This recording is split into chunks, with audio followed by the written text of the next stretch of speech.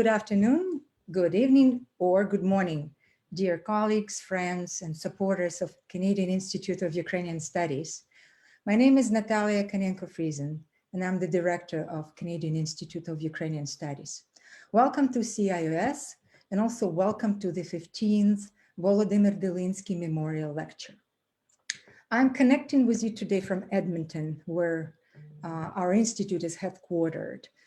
We have been established in 1976, and since that time, we've earned ourselves a reputation of a global leader in the field of Ukrainian studies.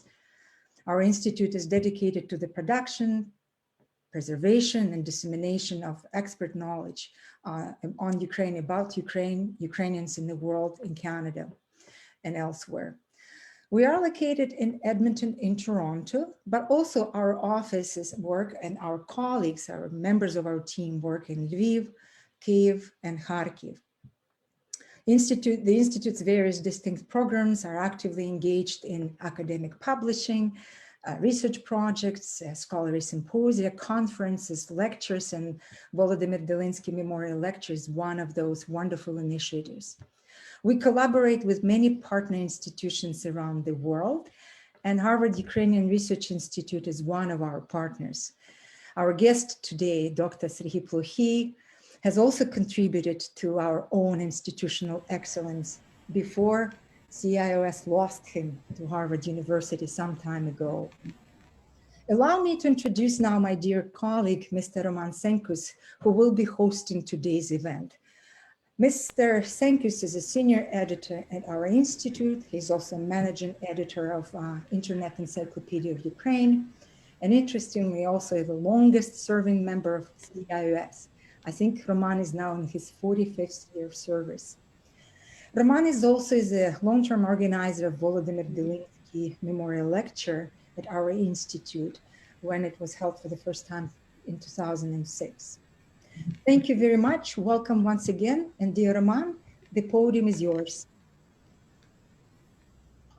Thank you, Natalia. Good evening, ladies and gentlemen, and welcome to tonight's lecture, the Wolodymyr Dylynsky Memorial Lecture, held annually since 2006, except last year because of the COVID-19 pandemic. The lecture is funded by the Volodymyr and Lydia Dylynsky Memorial Endowment Fund, established at our institute in December 1991 by a generous gift from Volodymyr Dylynsky's son, Miron. The lecture is organized by our institute's Toronto office and has been held at the University of Toronto and more recently at the St. Vladimir Institute in Toronto. This year it is being held as a webinar because of the pandemic. Wolodymyr Dylynsky was born in 1911 in Lviv. The son of Father Edwin Dylynsky and his wife Maria, he completed his law studies but was dismissed from his first job for political reasons. During the wartime Soviet occupation of Western Ukraine, Mr. Dylynsky was deported to Siberia as a member of the Organization of Ukrainian Nationalists. After managing to return to Lviv in 1941, he married Lydia Kuninets. In 1944, they fled to Austria and lived there in a United Nations refugee camp near Innsbruck. In 1950, Mr. Dylynsky, his wife, and their two daughters emigrated to Canada, where their son Miron was born. In Toronto, Mr. Dylynsky worked in various enterprises and was active in the Ukrainian Bar Association. Sadly, he died much too soon in 1972 after a lengthy illness. Through the Volodymyr and Lydia Dylynsky Memorial Endowment Fund, our institute provides research and publication grants in Ukrainian studies to scholars in Lviv. It is my pleasure to introduce today's speaker, but before I do, I'd like to express my gratitude to Miron Dylynsky once again for establishing the fund in memory of his parents that allows us to organize this annual lecture, and to my colleague Alexander Pankiev, editor-in-chief of the Forum for Ukrainian Studies at our institute, for coordinating and managing the publicity and technical side of this event. Today's lecturer, Dr. Serhii Plokhii, has been the Mykhailo Hrushevsky Professor of Ukrainian History at Harvard University since 2007. There he is the director also of the Harvard Ukrainian Institute. Dr. Plokhy was born in 1957 in the Russian city of Nizhny Novgorod, but spent his childhood and school years in Zaporizhia, Ukraine, where his family returned soon after his birth. Dr. Plokhy received his undergraduate degree in History and Social Sciences in 1980 from Dnipropetrovsk State University in Ukraine, where he studied under the well-known historians of Ukraine, Professors Mykola Kovalsky and Yuri Mitzik. He received his Candidate of Historical Sciences graduate degree, specializing in historiography and source studies from Patrice Lumumba University of the Friendship of Peoples in Moscow in 1982, and his doctoral habilitation degree in history from Kyiv National University in 1990.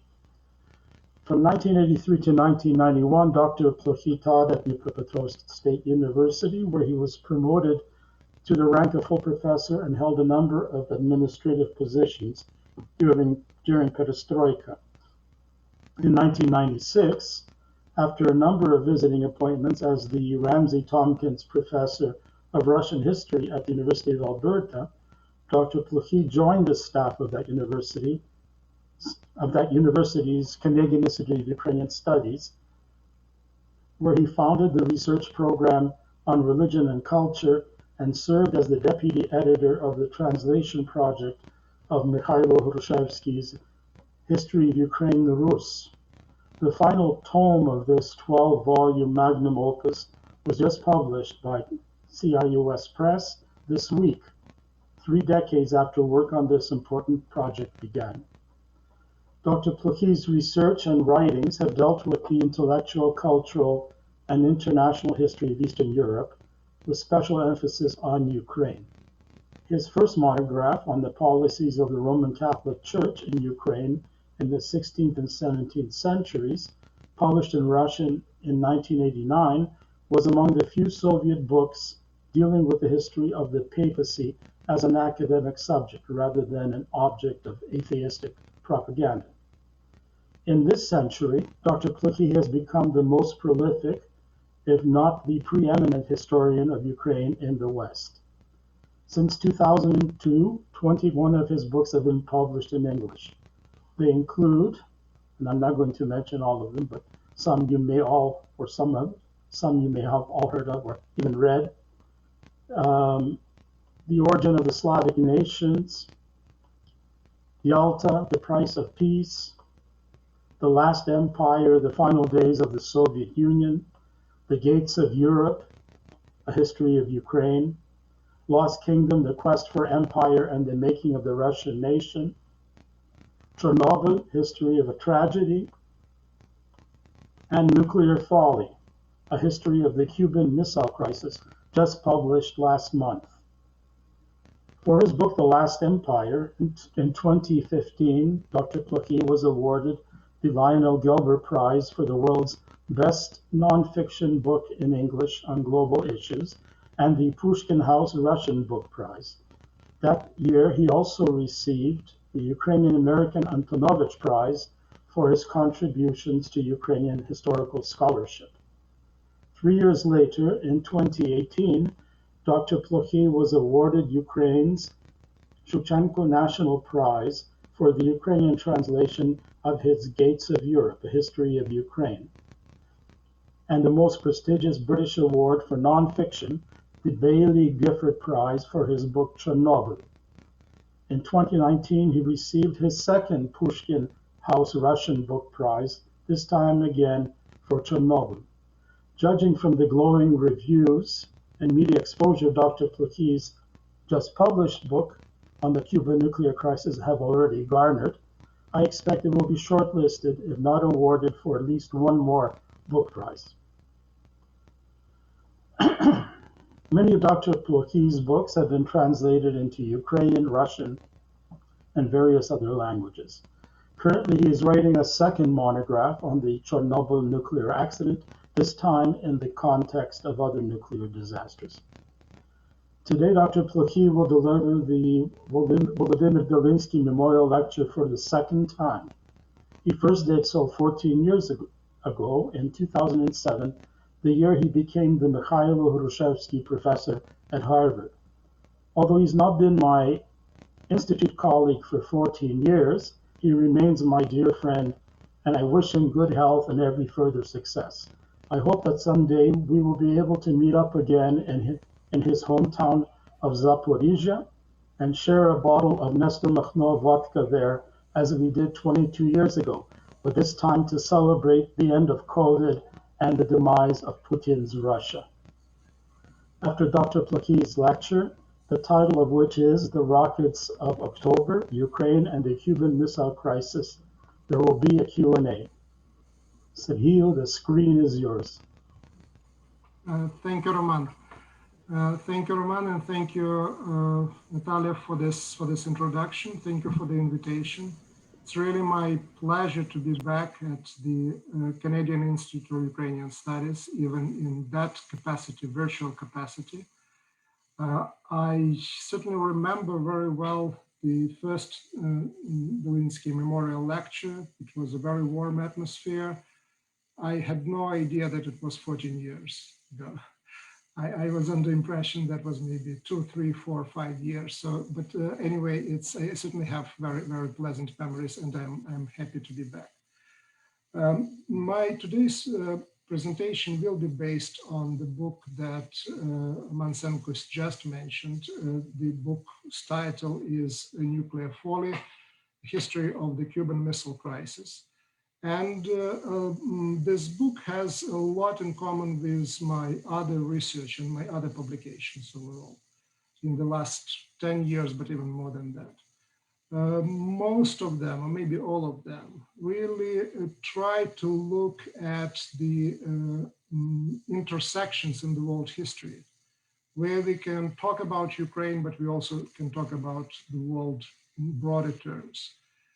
And this is certainly the case for the book on the Cuban Missile Crisis, despite the fact that when you would talk to average person, educated person in North America, in Europe, anywhere, the Cuban Missile Crisis and Ukraine are not the two words, but the two terms that immediately come together or that anyone would see any connection being there.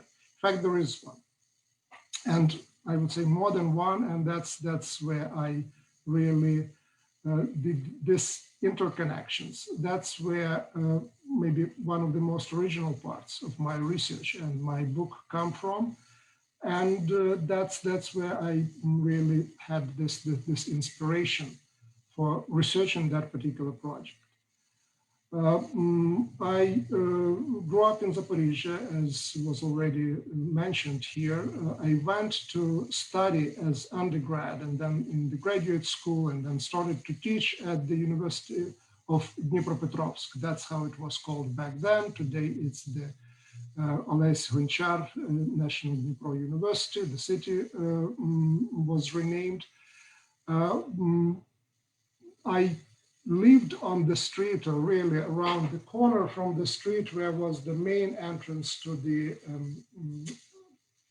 Pivdenmash, the biggest in Europe factory for production of missiles. And again, everyone knew in the city what was made there, or at least in general terms. But I also didn't have this connection between specifically missiles that were produced in almost my hometown and the Cuban Missile Crisis. And for the first time, I was alerted to that when a journalist from Ukraine, Olga Skorokhod, one of the maybe best journalists, especially among those who writes on historical topics, she approached me. Skorokhod is a former graduate student of Vladislav Verstyuk, one of the scholars that was in Canada, and some of you probably remember, on the invitation of the Canadian Institute of Ukrainian Studies. So she told me that she was working on the article about the Cuban Missile Crisis, and that it was actually the missiles from Dnipropetrovsk that ended up there. And she wanted to know me as someone who works also on the themes related to the Cold War, whether there was anything that I wanted to say, whether I had any comment. I asked for one day to think about that, and actually I did some research, and I realized it was a few years ago. Now I'm not given any number to the years, as I know that I can get mistaken by a number of years. So it seems to me it was maybe 5-6 years ago. So I did that research, and I found that all ballistic missiles that were delivered to Cuba were made on the street where I lived. And another set of those ballistic missiles, the so-called R-14, the intermediate range missiles, were on the route to Cuba when Kennedy delivered his speech and they returned back. So that was the beginning of my interest in the subject. I clearly saw there a connection between world history, international history, American history, and Ukrainian history. And then my interest was really enhanced when I met a number of people whose relatives or parents served in Cuba in 1962-1963 as part of the Soviet personnel there. And I decided that, okay, that's the subject, it seems to me certainly interesting to me, and it fits my general interest, interconnection between international history and Ukrainian history. I didn't expect actually to find much more than I already knew at that time, but I was surprised. I was surprised when I started looking for archival materials in Ukraine. My expectation was that the military units, and a lot of them were shipped from Ukraine to Cuba, that they would have their archives there and they could work there. It was an enormous effort to get to the military archive in Kyiv, and I met with the director of the archive. He listened to me. He said, okay, let us look for that. Come back. I came back. Said, well, here is a story. The archives were really shipped to Moscow back in 1973. You will be able maybe to find very little, if anything, and getting a permission to work in the military archive, that would take forever and a half. So I gave up on that and went back to the archive where I knew what was probably and is one of the most open archives today in Ukraine, the archive of the Security Service of Ukraine, without any hope of finding anything. And Andriy Kohut, the director of the archive, listened to me and also said, okay, let us think about that. Come back. I came back, and Andriy had for me really surprise, a treasure trove. It turned out that approximately 80% of all the shipments that were made to Cuba, including the military personnel, and also the missiles themselves, they were shipped through the Ukrainian Black Sea ports, Mykolaiv in particular, Odessa, Sevastopol, and so on and so forth. And it turned out that every ship that was going to Cuba had a KGB officer on it, which was filing reports on the return of that ship back to Ukraine. And there was a special unit of the KGB that dealt specifically with the Black Sea and Azov area, something that I never knew about. Again, I believe that it was the organization of the KGB was according to the oblasts, to the regions. It turned different. And again, that was the kind of the materials that really I turned out to be the first scholar working with them. And that helped me to acquire maybe a different understanding of a number of key elements of the story, of the Cuban Missile story. And together with other sources that I looked, it was the change of the perspective, but also many things that were in background, that were not brought to the fore, but are important for the crisis, for the history of the crisis, now became available to me. I will try now to show you my slides, and we'll see whether that will work or not.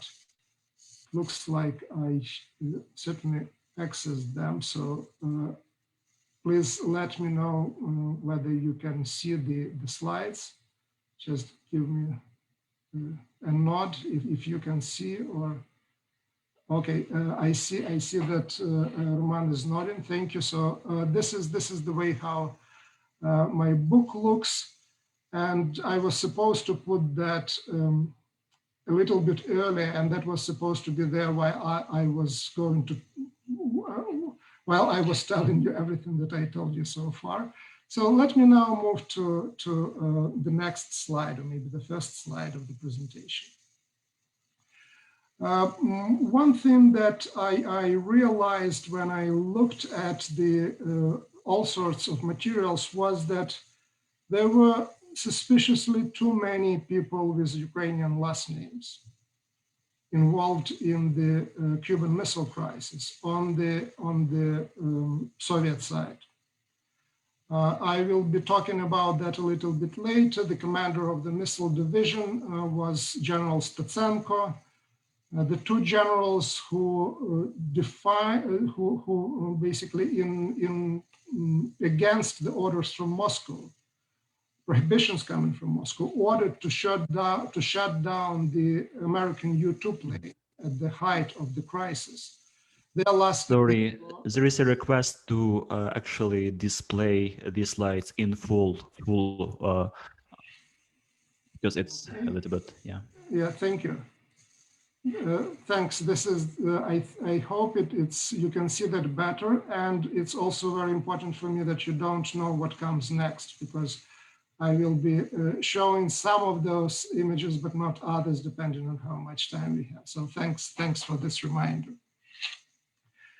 The two generals who gave that order, their last names were Arbuz and Hrechka. So it's almost you want to laugh at that. And there were more people like that. And the question that I had actually, why? What was going on?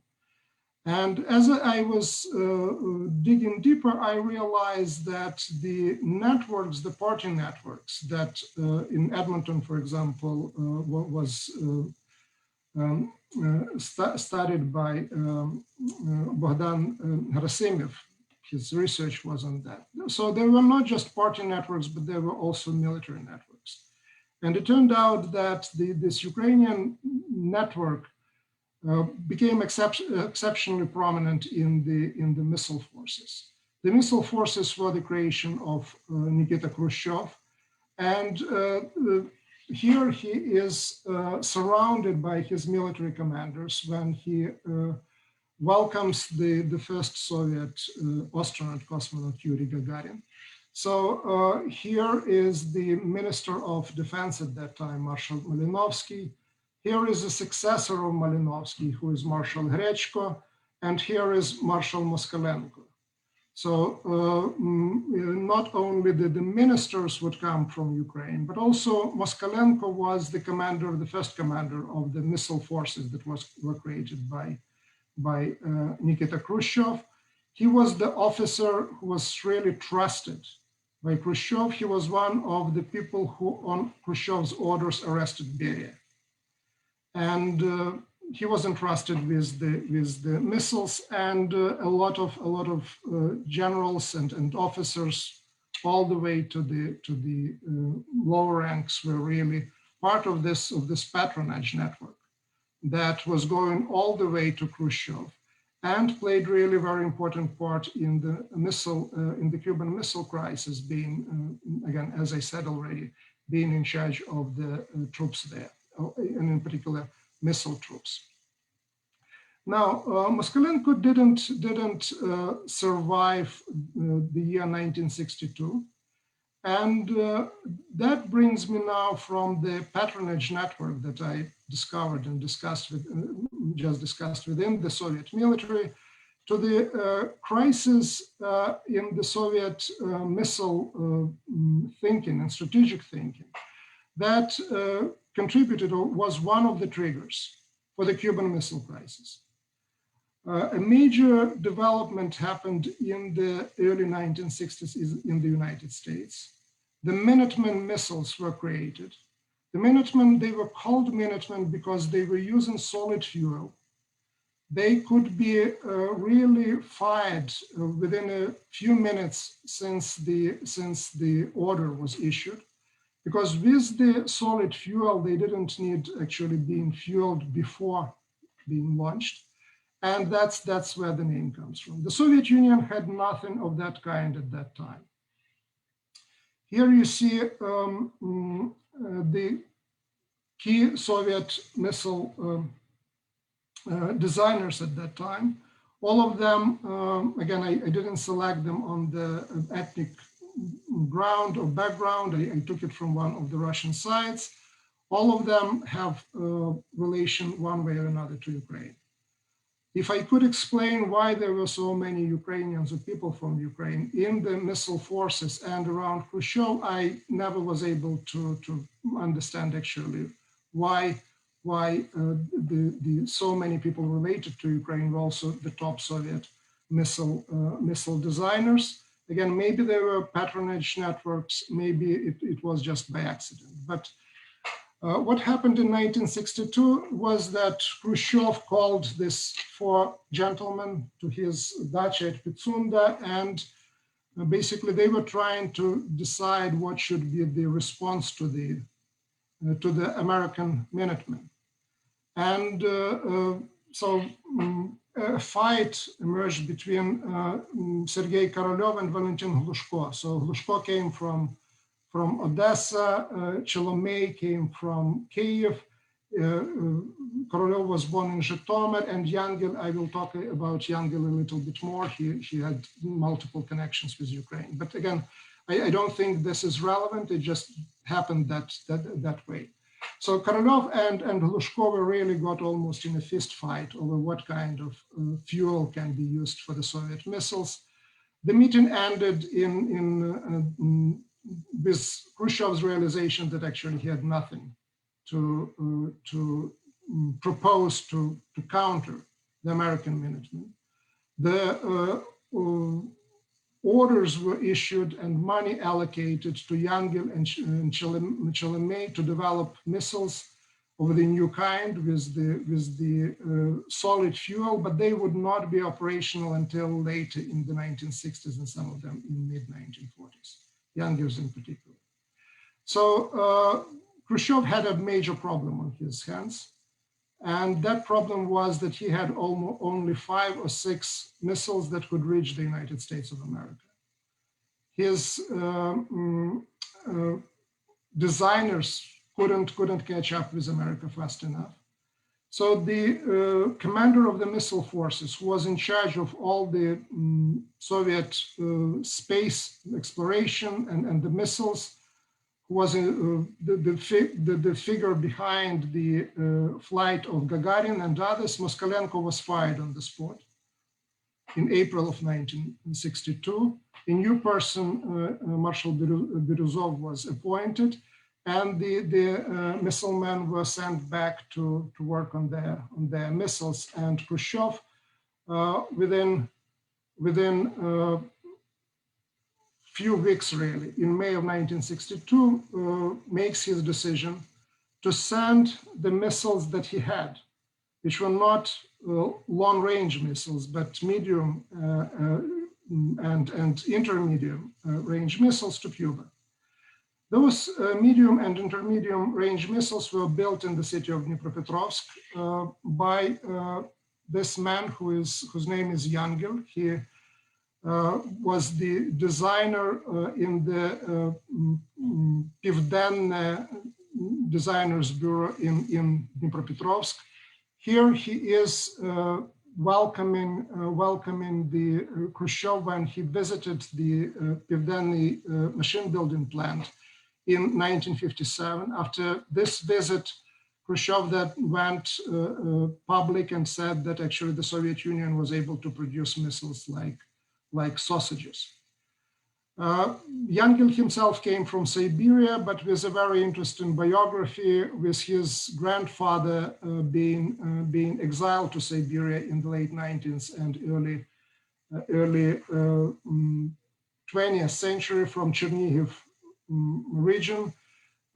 He personally believed that his family was of Cossack, in particular Zaporozhian background, and so on and so forth. In the mid-1950s, he ended up in the city of Dnipropetrovsk, Dnipro, and here you see his missile R-12, the medium-range missile of the type that were delivered to Cuba. They were approximately 20 meters long. This is the missiles that both American and the Soviet that were there deployed at the time of the Cuban Missile Crisis. This is the missile designed by Korolev. There were 5 or 6 of them, and it was taken forever to fuel them because they didn't have the solid fuel. This is the R-12, Yanger's missile SS-4, and then SS-5. 40 of them were in transit and were returned back. So the SS-7 was the missile that was created by Korolev, not this one, but this one. So that is the story of the reason why the Khrushchev, or at least one of the reasons why Khrushchev decided to play this roulette, why he decided to put missiles on Cuba, and specifically what missiles were. And again, without the research certainly on the networks, without the research on the Ukrainian contribution to this process, it would be the story of the missile crisis is not complete at all. Let me now switch to another component of the missile crisis that is closely connected to Ukraine. So the general whom you see here, his name was Igor Statsenko. He was born in 1918 in the town of Chernobyl. Was a World War II veteran and graduated from was in the anti-air force units during the war, graduated from the Academy of the General Staff a few months before he was sent to Cuba. He became the commander of the 43rd Missile Division that was located in Ukraine. His headquarters were in the city of Romno, and his regiments were located in Ohtyrka and a number of other Ukrainian cities in the former Hetmanate, really, for those who is familiar with 17th and 18th century history of the region. Here is a photo taken in 1989 in the city of Ohtyrka. That's where the regiment of R-12 Yanger's missiles were located, deployed, and that's where it was sent to Cuba. Statsenko became the commander of the missile division on Cuba, and the question is why those units were taken from Ukraine. The explanation that I eventually produced, or the conclusion that I came to, was that Ukraine was the region where in particular Eastern Ukraine, was the region where the Soviets were still deploying their intermediate and medium range missiles, with the targets being in Europe. So that, given the flight, the range of those missiles, the city of Lebedin or Romny, that was as far east as those missiles could be deployed. R-14, Statsenko's R-14 could reach Madrid and Paris, and Statsenko's R-12 could reach Berlin and Vienna.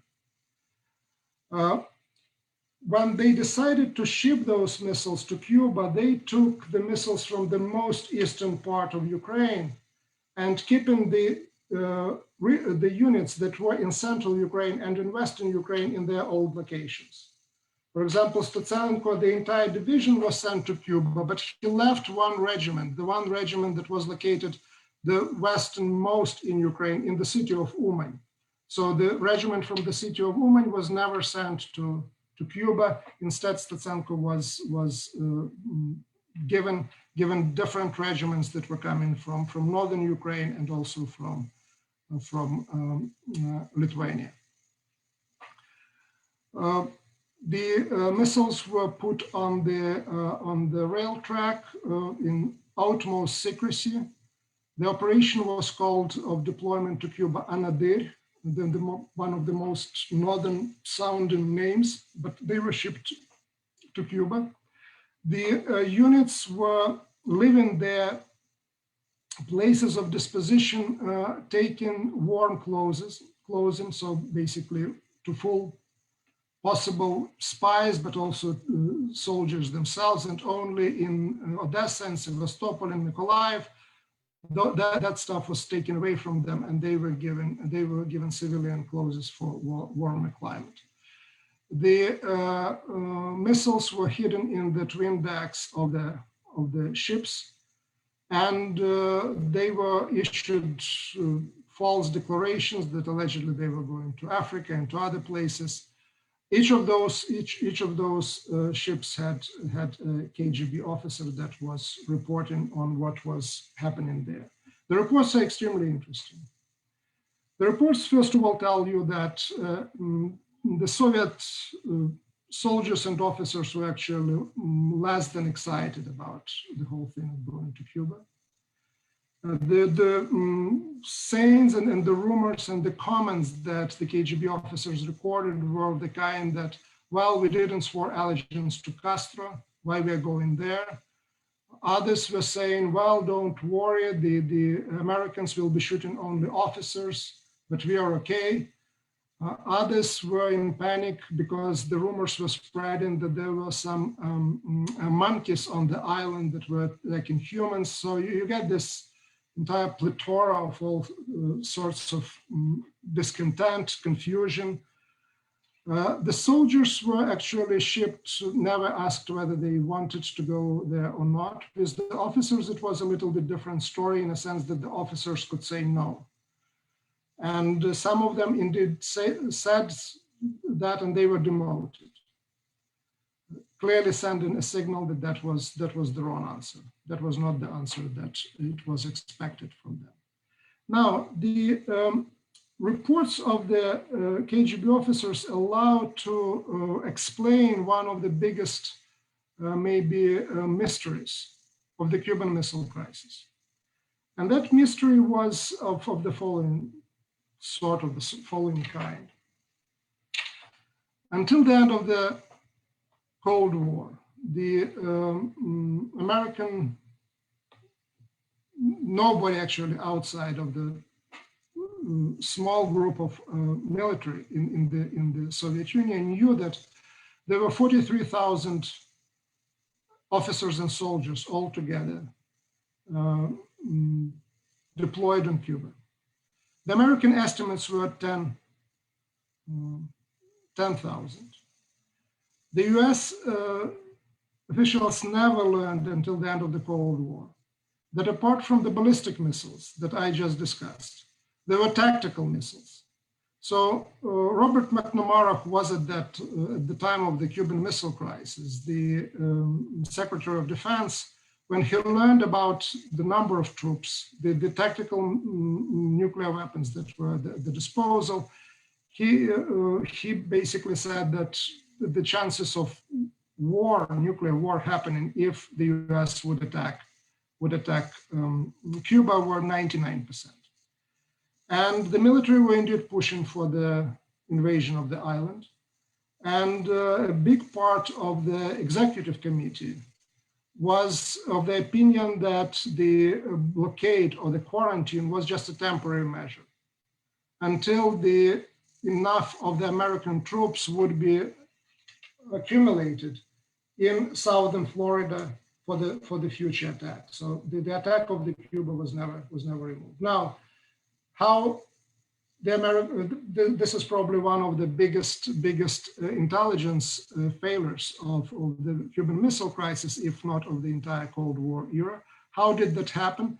And the KGB reports actually help to explain what was done. And what was done was basically inhuman treatment of the soldiers and officers. So they were kept in overheated twin decks of those ships that were overflown by the American airplanes for days in and days out, allowing on the deck only in the deep night to breathe some air. Conditions were really, really inhuman. On the top of that, the secrecy that was the main concern of the KGB officers on the ship were of the following kind. I give one example of how far they were prepared to go to keep that deployment secret. I give that example in my book, and I will give it here in this presentation as well. When one of the ships left Mykolaiv and was going through the Mediterranean, a member of the crew got health issues, so it was appendicite. They decided to operate on him on the board of the ship. The operation didn't go well, but they refused to come to the nearest port in the Mediterranean to give him to the hospital because of the concern that he would tell some secret. The problem was that he didn't know any secret. Nobody on the ship knew at that time where they were going. The final destination were given in the envelope that was opened by the captain, by the KGB officer, and by the leader of the party organization, by three of them after the ships cleared Gibraltar. So that is one important contribution, maybe generally to the history of the Cuban Missile Crisis that we learned from the Ukrainian archives, in particular from the SBU archive. That's how those files look like. Admittedly, it's easy to read them. They were printed in a number of copies, and there were also I'll show that later, because there were also photographs taken by the KGB officers. Some of them are in the book, and I also show them later today. This is one of the captains of the ship, which was called Gagarin. There is a lot of discussion about stopping or not stopping Gagarin in the Kennedy tapes during XCOM. So his captain, his last name, if I'm not mistaken, was Miroshnichenko, and he was from Odessa. So here he takes a picture with the man after whom his ship was called. So there is again, looking at the KGB reports, it was very interesting to work. On the one hand, having the Kennedy tapes and what they think where the Gagarin ship is at that time. On the other hand, this KGB report on hour by hour when the American ships appear, when the American airplanes appear, and when they get the order to turn back after the Kennedy speech, Kennedy address. This is how the troops looked like on Cuba. They found themselves really ill-prepared for the tropical or subtropical conditions of Cuba. They had difficulty dealing with, they ended up at the time when there was a season of the rains.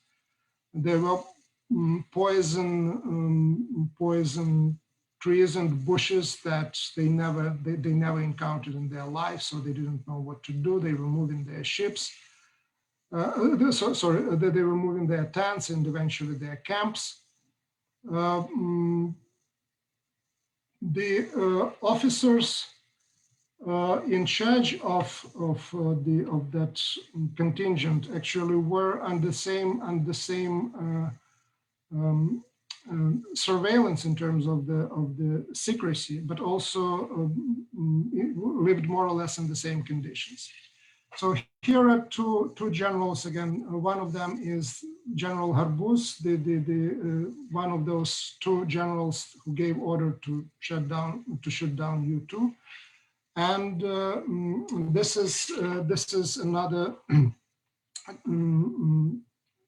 general with Ukrainian connections, General Tokarenko, who was the commander of the Anti-Air Force Division, which was stationed in the city of Dnipropetrovsk, in the city of Dnipro.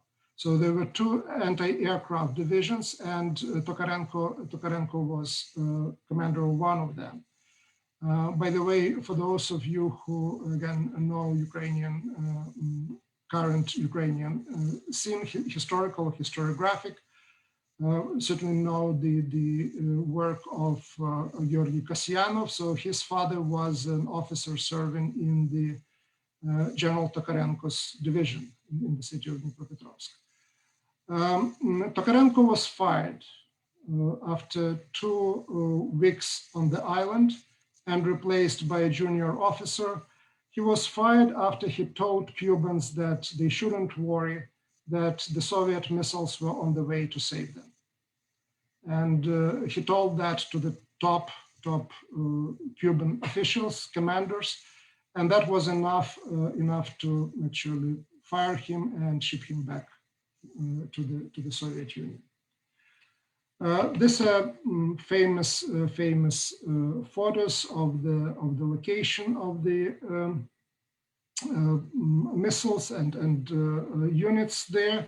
So again, all of them were under command of General Statsenko.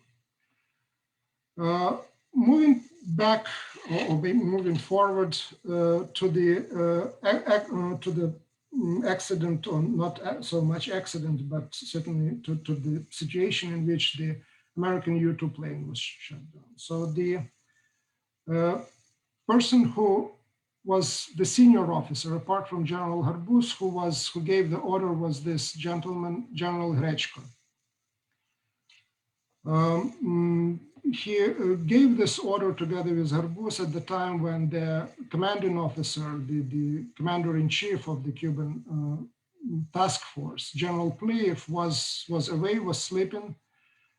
And they believed that the war was actually, this American attack was coming, and that the U-2 plane photographed already these positions of the missile units. Hrechko was able to give this order because he was part of this network of the commanders linked personally to Khrushchev that I talked about before. So he was the only officer who was shipped from Moscow. He was a deputy commander of the Moscow region anti-aircraft defenses. And he was personally connected to Moskalenko and Batitsky, to the people who actually arrested Beria, and Batitsky personally executed Beria in late 1953. So these people had a lot of clout and were making these decisions on the spot on their own, which points to a very, very important story in the history of the Cuban Missile Crisis. And that story is of the lost control by Khrushchev over his troops on the ground. And again, shooting down of U-2 plane, which turned really the diplomatic crisis into almost a shooting war, is an example of that. So it's an interesting case how those networks worked and how that influenced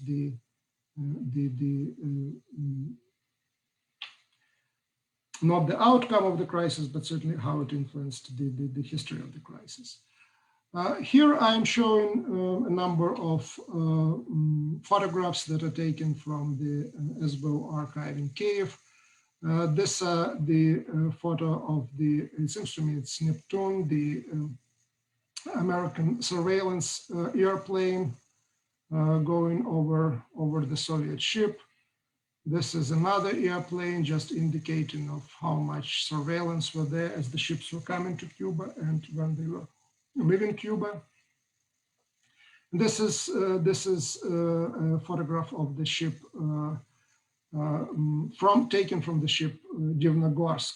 Again, we have a report from the officer there. Divnogorsk was a very important ship because it was on the way back.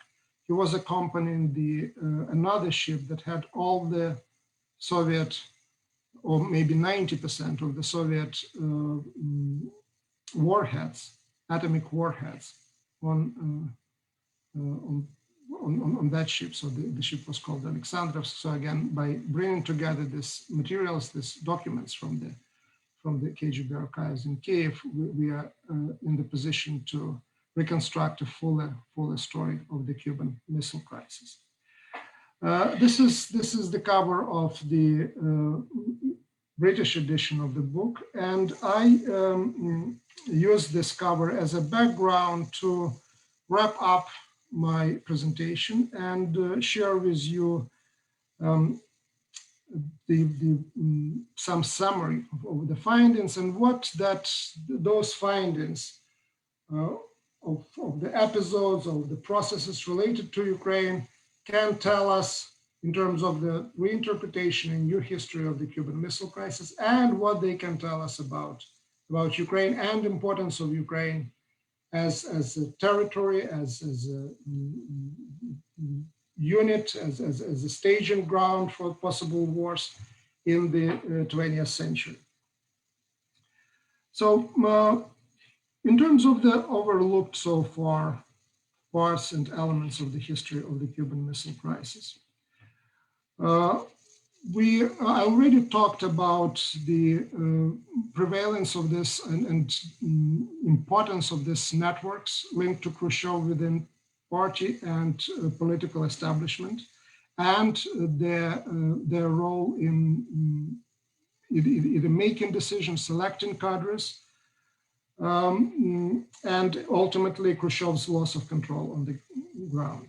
The part of the story that I didn't talk about was that the documents from the SBU archive also explain and show how humiliated the Soviet military was as the result of withdrawal from Cuba. They were, because Castro actually rebelled against Khrushchev and refused, he was never consulted, so he refused to allow either American or UN inspectors on the island to see whether the Soviets actually were dismantling their missiles or not. So Khrushchev was forced to give order to his commanders to show those missiles when they were leaving Cuba to the American ships and American airplanes. And when Khrushchev was removed 2 years later, one of his closest aides during the Cuban Missile Crisis, the Marshal Malinovsky, he said that never in the history of the Russian or the Soviet army there was such level of humiliation that the officers and soldiers suffered when they were leaving Cuba. Well, these reports from Ukrainian archives show exactly what it was and what that meant. They document, for example, the clashes between the captain of the ship and the commander of the military unit that was transported on that ship.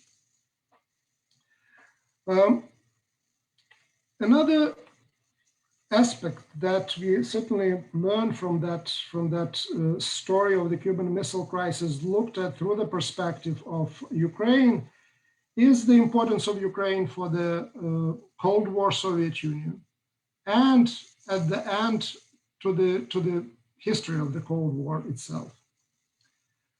Well, Ukrainians provided cadres not only for the political leadership, but also for the space race in terms of the contribution to the design of those missiles.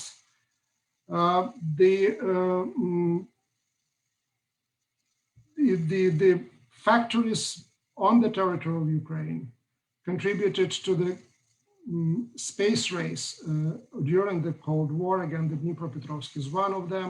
What is not mentioned here is the uranium processing plant and the uranium mines again, in the area of Dnipropetrovsk, which were a major contributing factor to the Soviet nuclear industry and building of the atomic and hydrogen bombs.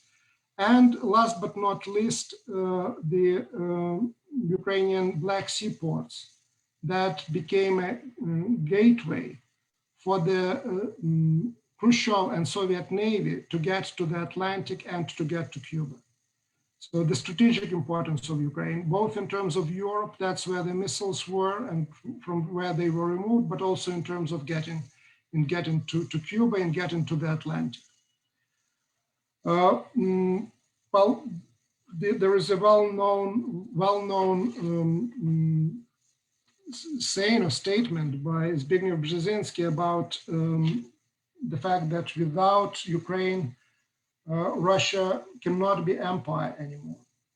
Well, looking at this important role that all sorts of things Ukrainian played in that story, one could also contribute that without Ukrainian contribution, probably the prospects of the Soviet Union being as powerful rival during the Cold War would be probably diminished and significantly diminished, both in terms of the geographic position of Ukraine, in terms of its potential, human potential, industrial potential, technological potential, and so on and so forth. And this is one of the issues that is really now is being resolved in Ukraine in the process of the ongoing war, ongoing conflict with Russia. Ukraine was an important key part of the Soviet Union and of the Soviet Union war effort.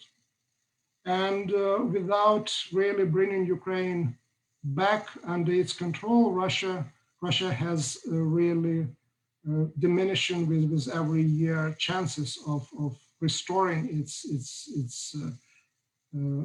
position as a global power. And certainly it is one of the reasons why Putin today is doing what he's doing, why he is prepared to take the kind of risks that he's taking in terms of relations with the United States, relations with the rest of the world.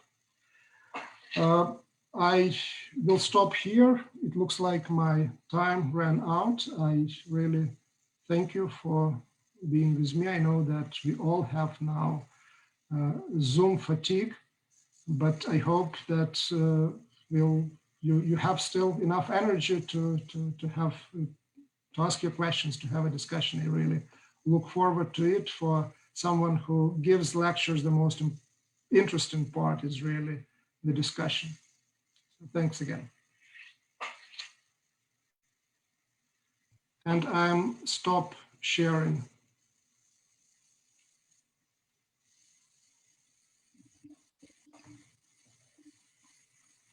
Okay, we have some questions that arrived before our event. So the first question comes from Eduard Baidaus. His question: it is said that Nikita Khrushchev and his inner circle associates discussed and decided to place Soviet nukes in Cuba while the Soviet leader was on his vacation in Ukraine in the Crimea Peninsula. When someone mentioned to him about the US missiles in Turkey, are these just rumors or it is a documented fact? Thank you for this question. We have a number of reports that Khrushchev was really very much concerned about the American missiles in Turkey. They were so-called Jupiters, the ballistic missiles, and that the decision to put Soviet missiles on Cuba were to a certain degree a response to those American missiles in Turkey. Well, what we know for sure, again, what my research shows, that the decision was made really on the shore of the Black Sea, but it wasn't Ukraine. It was Bulgaria. Khrushchev writes about that himself. His foreign minister at that time, Andrei Gromyko, confirms that as well.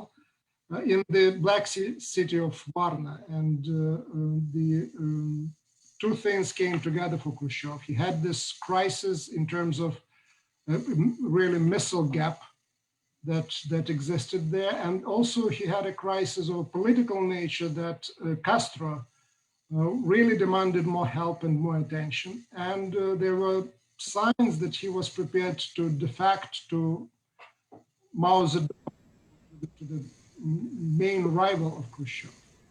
And the decision was made in Bulgaria. And then Khrushchev came back and called in his presidium and really presented them with almost a fait accompli. That's what we are going to do. But Turkish missiles were a factor. They were also a contributing factor to this big miscalculation that Khrushchev made. He believed that if he swallowed that pill of the American missiles in Turkey, that Kennedy would not mind too much about the Soviet missiles in Cuba. He, of course, didn't understand Kennedy. He didn't understand the way how American political system worked. He didn't have clue of how personal to many Cuba was in terms of people were going there for vacation. There were all sorts of connections. So, but again, the missiles in Turkey were part of that story. So thanks for your question. The next question comes from Peter Stiles. His question is, Serhii Plokhii in his book argues that Khrushchev's main motivation for the deployment of the missiles in Cuba was to protect it from a potential US invasion. He puts his reason above others such as Cold War politics or hoping to close the missile gap. He's curious about your thoughts on Khrushchev's true motives. Khrushchev never, either in his memoirs or in his official or non-official pronouncements, never was talking about the missile gap. He would not admit that. His line, official and non-official line, was, we are trying to protect Cuba from the American invasion. And that was indeed part of the story. It wasn't a made-up explanation. Khrushchev really believed that the Americans were about to attack. But the military were really wanted to attack. Kennedy at that time actually resisted as much as he could. So it was, to a degree, at least at that point, it was a miscalculation. But there were other factors as well. And among those factors were the question of the missiles and this balance between the American and the Soviet forces. And another factor was that he was concerned that he could lose Castro not only to the American invasion, but that he could lose him to Mao Zedong. And the book where that argument made probably for the first time and with a lot of archival base is book by Forsenko and Naftali that was published in 1998, so now more than 20 years ago, but they were the first to actually produce the documents and materials that help to explain that. So what my contribution here is really looking at the missiles and the story behind them. So who designed them? What was the role of the missiles produced in Ukraine? But other than that, again, argument is already quite established. So I would say that Serhii Plokhii is just continuing with the line that Khrushchev was officially prepared to give.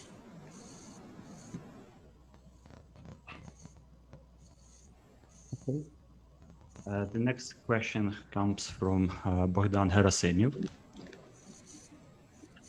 Bogdan Herasemyev asks, thank you, first of all, for enlightening study. You are probably familiar with the analysis of Cuban Missile Crisis by Graham Allison. Looking at the parallels of the decision-making process on the two sides, Soviet and American, would you comment on how your new data affects that earlier analysis? Well, it's another important book about the Cuban Missile Crisis, which probably was almost a primer for anyone who was taking courses in the 60s and 70s and maybe later in the international relations. The book was written before the tapes were released, the Kennedy tapes were released, and certainly before the Soviet archives became available. The book was then rewritten to take into account the tapes and part of the Soviet findings, but basically the argument remained the same.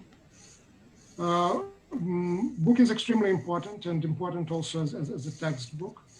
My interpretation of the crisis, really, I put a lot of emphasis on the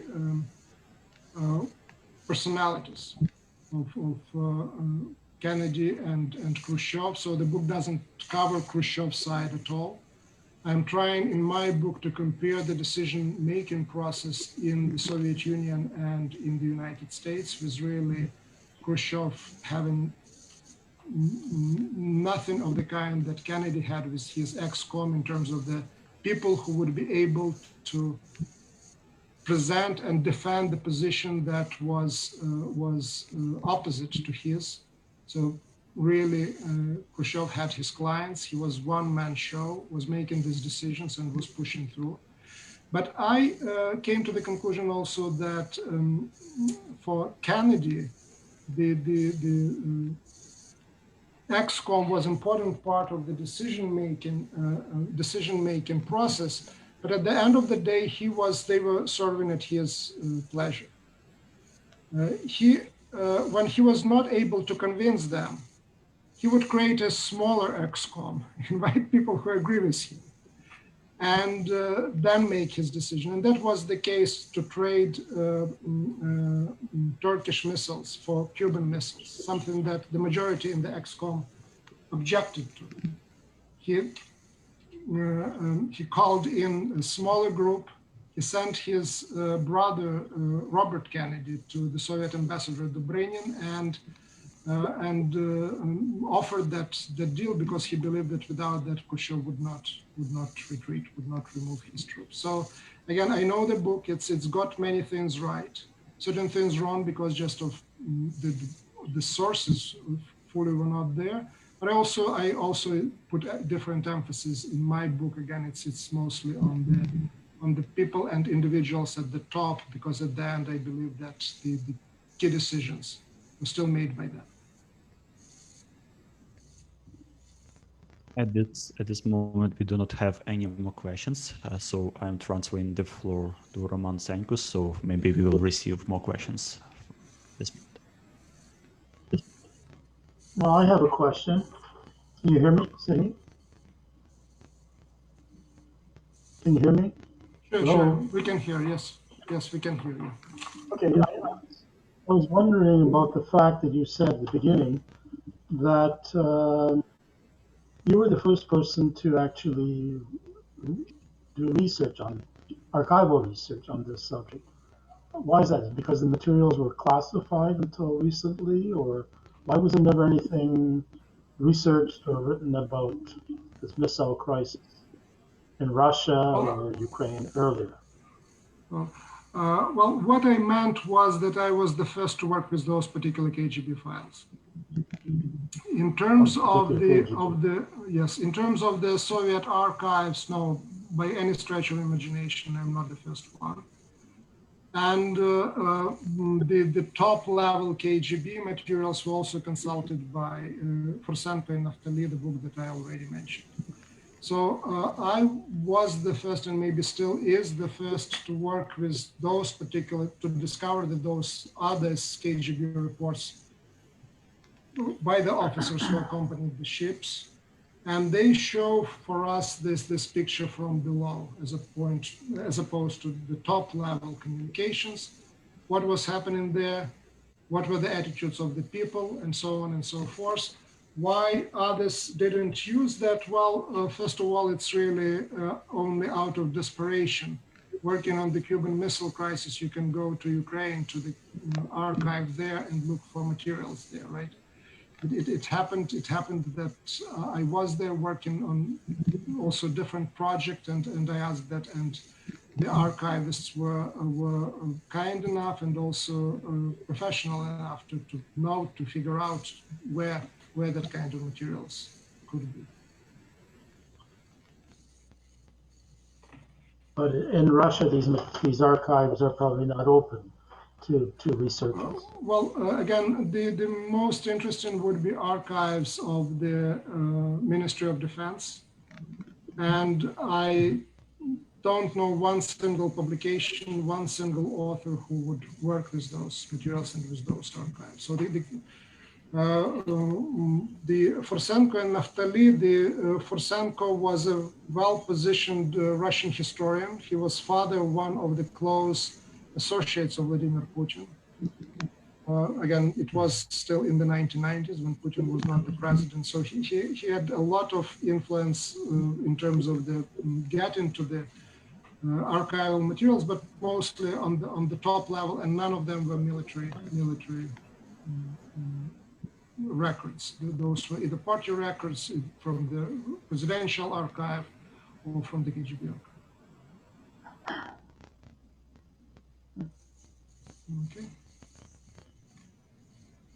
No more questions for anybody? No more questions at this I moment. don't know whether you see what I see, that there is a person who raised her hand. Yeah, let's. Yeah. Patricia Kowalski. Hello, I'm Yes. Patricia Kowalska, and my husband is here, Mirko Kowalski. He wanted to ask a question. Yeah, it's a very, very interesting talk you gave there, Professor Plokhy. You mentioned that, that the outcome of the crisis was a factor in Khrushchev's decline in power shortly afterwards. I'm wondering whether something similar might have happened to some of those Ukrainian generals and advisors of his shortly after as well, whether they were demoted or lost face or similarly, lost their power because of the way in which the Cuban Missile Crisis was perceived by much of the Soviet leadership to be an embarrassment. Thank you very much for this question. The person involved in this crisis, key figures like General Statsenko that I mentioned to you, that was actually the peak of his career. He was never promoted after that, so I don't know what the reason for that was. But these networks actually, they continued. And they continued for the reason that Khrushchev was replaced by another product of the Ukrainian party machine, which was Leonid Brezhnev. And Moskalenko was close to Brezhnev, even he was closer to Brezhnev than maybe to Khrushchev. So those people remained in power all the way into the mid-1980s. We have now documents coming from the mid-1980s, which were issued by the General Staff of the Soviet Army, which explicitly demands reducing the number of Ukrainians among the generals of the Soviet Army. And I don't think that was basically anticipation that Ukraine would become independent or anything of that kind, but the patronage networks started to fall apart. And there were specific documents, signed documents dealing with that matter. It's almost like in the 18th century when there were too many Ukrainian bishops in the Russian Orthodox Church, in the second half of the 18th century, a special decision was made actually to reduce their number. So mid-1980s, there is a decision to reduce the number of Ukrainians or people coming from Ukraine among the top commanders of the Soviet army. Again, reaction probably for, there were too many of them going from the 50s to 60s to 70s to 80s. So again, it's not just the party, it's also the army. It looks like functioned in that way, that there were clientele pyramids within that part, within armed forces. That's very interesting. Thank you.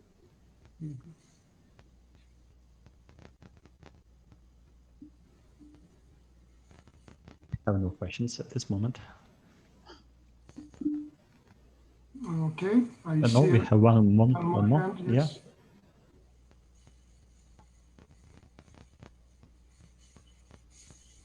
Yes, hello. Dr. Hello. Plokhy. Yes, we can hear you. I have a question. If your research reveals any new insights on Fidel Castro or his interactions with Nikita Khrushchev? Yes, thank you for this question.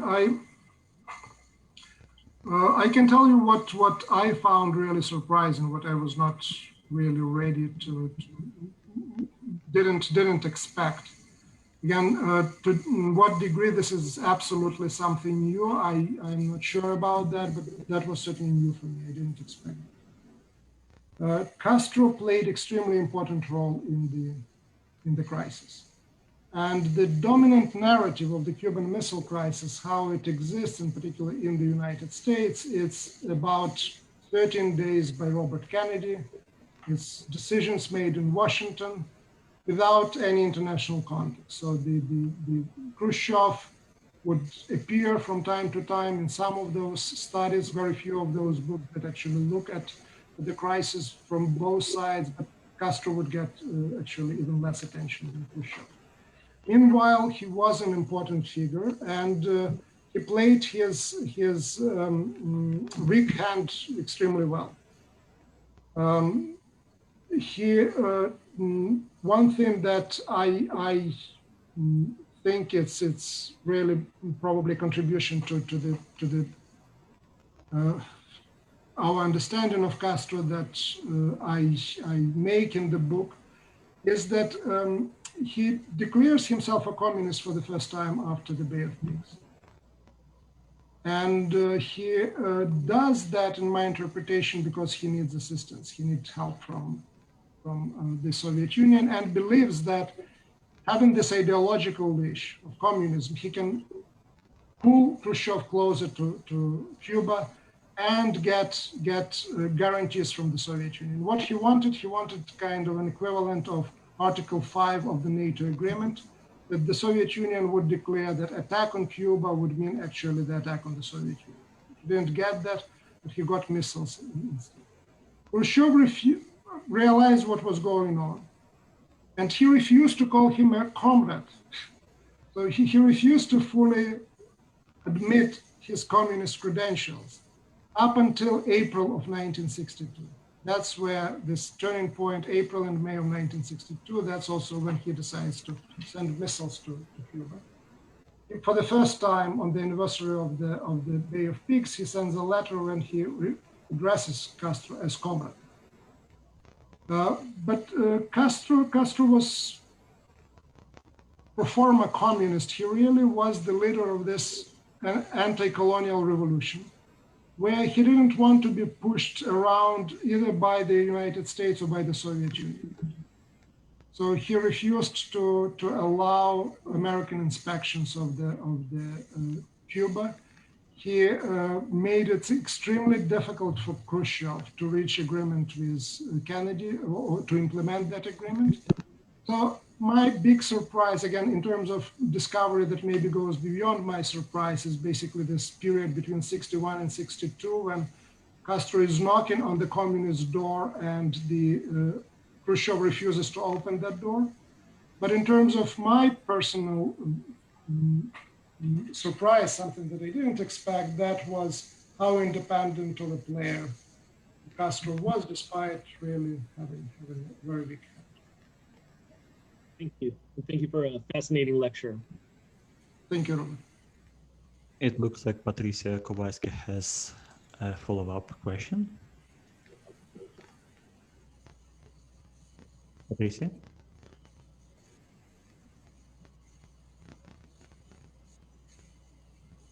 Hello, can you hear me? Yes, Okay. we can. I had a question. Do you know whether there is still uranium mining and processing in Dnipropetrovsk or somewhere in the eastern parts of Ukraine? Yes, as far as I understand, the mining is still going on. It seems to me it's the size of the operation has been reduced. Most of what I know about that subject is that, again, the mines per se were in the region of Hrushevsky, and the chemical processing plant that was enriching uranium, using so-called yellow cake, was in this is slightly enriched uranium, was in the city of Kamensk, former Dnipropetrovsk. And the area both in Hrushevsky and around Kamensk is extremely polluted, including by the waste that was coming from that plant. It was used to create foundations for the roads in some of the neighborhoods around Kamensk. And again, I know that the rate of cancer is a major concern. So again, it seems to me mining is still going on, and I know that it's a big, huge ecological issue for Ukraine. Thank you. Environmental issue. Thank you.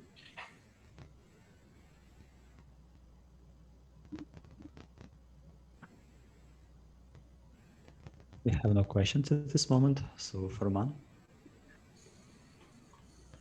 Well, if there are no more questions, then Serhii, thank you very much for your lecture. And I assume your book is, I haven't received it yet. It's Actually, we have one more question. There is one more question. Okay, Yes. go ahead. Peter Stiles. Yes. Oh, Yes, thank you you. can speak here. Yes, thank you. I just had a question. Do you think Khrushchev's ties in Ukraine from his time as first secretary of the Ukrainian SSR played a role in the amount of Ukrainians in the missile forces and defense ministry? Yes, I'm convinced that that was the factor. You look at the Soviet politics and the Russian politics today. The political space which can't be organized in political terms, in terms of who your allies and who your opponents, because political debate is not allowed, it gets organized in different ways, by territory and by institutions. So you bring the people who are loyal to you, and in Khrushchev's case, he's an outsider in Moscow, despite the fact that he was the secretary of the Moscow Party Committee for some time. He is an outsider. He is faced with the old-timers in Moscow who have this network and support. So he brings his own people. Who are his own people? These are cadres that he knew in Ukraine. Either military, political, the industrial directors, and so on and so forth. The director of the Soviet equivalent of the American Manhattan Project, Yefim Slavsky, that comes from Ukraine, a big fan of Shevchenko, and thanks to him, the city in Kazakhstan, which he built, was named after Shevchenko. So it's just one of, it goes beyond missiles, it goes beyond military, it also includes industrial infrastructure as well. So today you look at Russia again, it's Petersky, so people associated with Putin coming from St. Petersburg. When you look at the way whom brings Stalin, very often a lot of these people are from the Caucasus. So it's a nature of a political system, and I'm sure Bogdan Harasymian knows much more than I do about that. when this clientele pyramids are built. So yes, his time spent in Ukraine as the first secretary was a key factor why those people ended up in those positions in Moscow. Thank you very much for your answer. Thank you. Thank you. We have more questions, so I don't know if we have time. Well, we still have a bit of time, but you know, it's a pretty specialized subject, so I guess unless people have been studying. Is there a question? Is there another question? No? Yes, we have a question from Peter Potichny, so I will allow him to talk.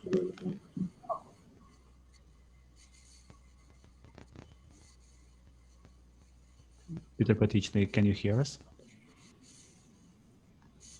It seems to me, yeah, it's muted. He's muted, yes. But while he's muted, I can read actually a question from Q&A window. So this is a question from Alexandra Havreluk. Is there any connection between the Khrushchev and Kennedy negotiations over the Cuban Missile Crisis and the release of Joseph Slypy from the Gulag? There is some connection because the Norman Cousins, the editor of the literary Saturday Literary Review, editor and active participant in this movement and anti-nuclear movement, he comes to Moscow both as emissary from President Kennedy and from the Pope Pius XII at that time, so kind of this dual mission.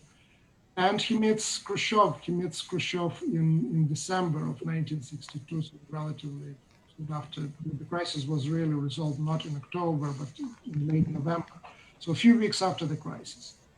And in my book, I have two epigraphs. One comes from Kennedy's speech, and another comes from Cousins' recollections of his meeting with Khrushchev and Khrushchev's words, the words that allegedly Khrushchev told him, that how scared he was during the Cuban Missile Crisis. So the scare of the Cuban Missile Crisis opened this door for negotiation that eventually leads to the signing of the partial test ban treaty, the first arms control treaty that could be signed at any point. And Norman Cousins, who plays this important role in release of later Archbishop, later Cardinal Slypy, he goes back and forth. He sees Khrushchev twice, then the second time in 1963. What I really discovered for myself that I didn't realize, that opportunity for Joseph Slypy's release it really closed within almost a few days, if weeks after he was released. Because Khrushchev didn't want to release him. He told Cousins that, okay, it's a complicated issue. He started to telling him about his years in Ukraine and how evil the church was and Slypy. But then he decided to release as a gesture of goodwill. There was a number of factors. One of them was that the Russian Orthodox Church was trying to get communication channels going back and forth with the Vatican. But another one was that he wanted to please this emissary from Kennedy and Kennedy himself. And the negotiations that they started in January of 63. In January 63, Slypy was released. And they got to a halt by the end of January. And by that time, Slypy already left the Soviet Union. So my personal understanding of the political context of that if the whole thing would be delayed for 2-3 weeks, maybe Joseph Slypy would never be released. So again, but there is a connection in terms of there is an aftermath of the crisis and this push for this negotiation and this basically creation, some platform. It comes from the Cuban Missile Crisis. And the last question will be from Peter Potichny. Peter, can you hear us? Yeah. Peter, we can, yes, we cannot hear you. Okay. Can you close it to your, can you move closer to your microphone?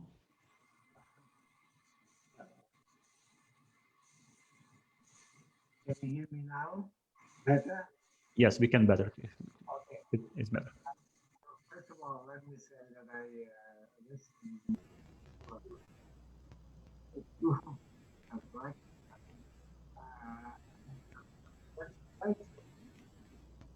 Is that Sorry, Peter, we cannot hear you at all. that's fine. Sorry. Okay, so Roman, I think we can end our lecture at this moment. Yes. Well, my apologies to Peter Potichny that we can't hear him, unfortunately. And in case, Serhii, thank you very much for your lecture and for writing yet another book. I don't know whether you're going to continue putting out a book every year or so. I remember when I once told you that you write your books faster than I can read them, and you told me, well, maybe you should start writing more. So, you really are, quite a intellectual powerhouse, and I hope you will continue publishing. I'm sure you will. You're full of ideas and inspirations, and I hope that someday, sooner than later, you will be able to see each other in person rather than on the screen. So thank you for the lecture, and wish you many more sales and many more book awards. Thank you. So Thank stay you. well. And thank you all for participating. Thank you for this opportunity and for this invitation. And I also wanted to make a comment to the books that I write, that all of them are edited by Miroslav Yurkevich, whom many of you know, formerly of the Canadian Institute of Ukrainian Studies. This link, this connection, this cooperation was created at the Institute. And in that sense, again, the Institute is an important part of that, in that story of my research and my publications. I'm very grateful for that. Good. Well, I wish you and Miroslav all the best. I hope you share your book prizes with them. Yes. Anyways, take care, Serhii. It was great to see you. Thank you all, the audience, for participating. Okay, that's it. Thank you. Bye-bye. Bye.